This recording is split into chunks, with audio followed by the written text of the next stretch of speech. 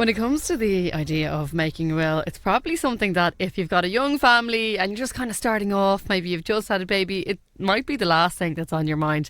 But it is something practical that you need to do just in terms of putting protections and legal provisions in place if anything were to happen to you to make sure that your family are taken care of. Well, our next guest is going to talk to us about why it's important in terms of making a will and things like the enduring power of attorney.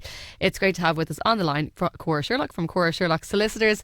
Would you say, Cora, that as I mentioned, people who've got young kids and that the idea of making a will, it probably something that doesn't occur to a lot of people? Morning, Wendy. Yes, I think you're right. And I think probably there's a couple of reasons for that. Firstly, when a couple has a new baby, obviously it's a busy time, it's a crazy time, particularly if it's their first child. So the idea of doing anything in the legal sphere very much gets pushed to one side. If you're young, it's not something that you particularly think about anyway. So I think that's a good reason for it. But it is really important to think about it at that time when there's a huge change in your life. Okay, so if you're sitting down and putting together a will, what are the things that you should put in it and make sure that you think about? You have to think about your lifestyle at the moment. What do you want to leave behind you? What is your sort of legacy, I suppose, if you want to give it a very grand view? What houses do you have? What assets do you have? Your bank accounts? What children you have? What about any dependent members of your family? All of those things need to be considered so that they can be provided for in your will.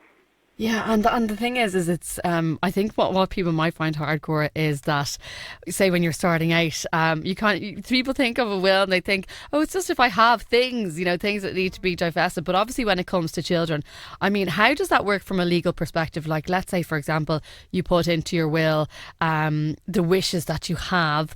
If something should happen to you and your spouse, that, where do your children go? Who minds them? Is that legally binding? How do you discuss it with the people mentioned in the letter? How does all that work?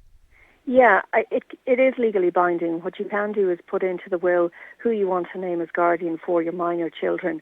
And obviously it's very important to talk to that person or whoever you're going to name, just to make sure, firstly, that they're happy to do it. And secondly, that they know, that they have an idea of how you would like your children to be brought up.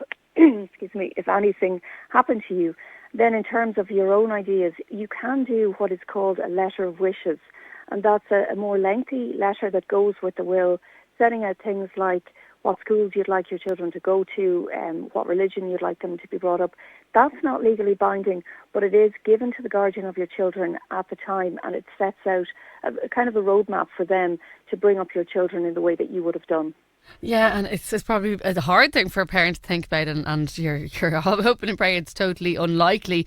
But it does, in terms of that document, be it the will or the letter of wishes, Cora, does that something that needs to be updated? And I'm thinking, when we first had that conversation with the guardians, we had one child. We now have three. They're still named as guardians, but we haven't updated them. So how often do you have to look at it?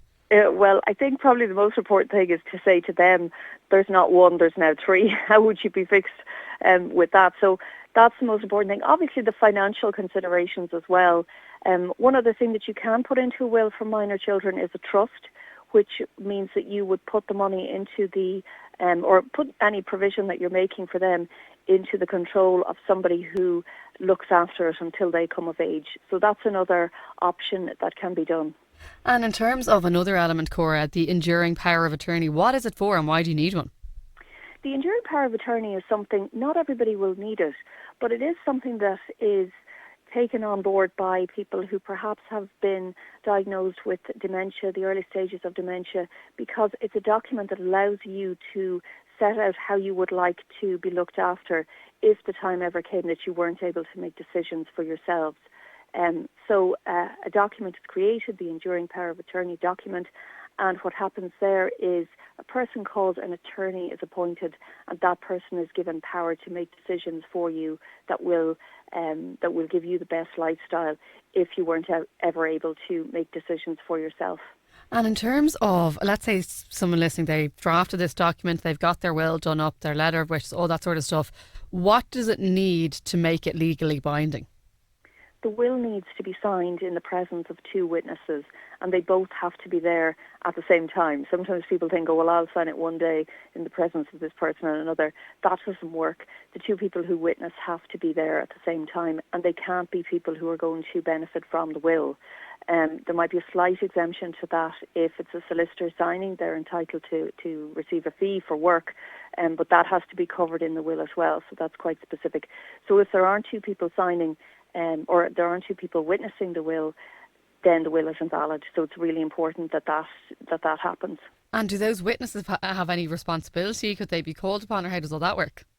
Yeah, it's possible. I mean, if there's a problem with the will, if there's some question mark over whether the signature is the signature of the person involved, maybe there's an X instead of a signature if the person wasn't able to write their own name for some reason at the time, but then the witnesses could be called on to say this person made that mark, this is their will. So to confirm things like that, they could be called on. It's rare enough probably, but that is the purpose of their presence there when the signature is being done. And in terms of finally to ask you, Cora, of the will and indeed the enduring power of attorney, how can a solicitor help? A solicitor can help by listening to your instructions firstly, hearing what you want to do, figuring out what the best way to achieve that on paper, if you like, plan things like tax provisions, how to do the best thing that is going to look after you from that point of view, and then draft the documents in a way that they're going to be legally binding, I should say, and also make sure that there's no question marks that are going to be asked at the end about the wording, things like the signature, that sort of thing. So it is really important, if you're going to put a document like this together, that you do take legal advice. Cora Sherlock, thank you so much for some very practical advice today. And if you want to get in touch with Cora, you can go to corasherlocksolicitors.ie. That's corasherlocksolicitors.ie.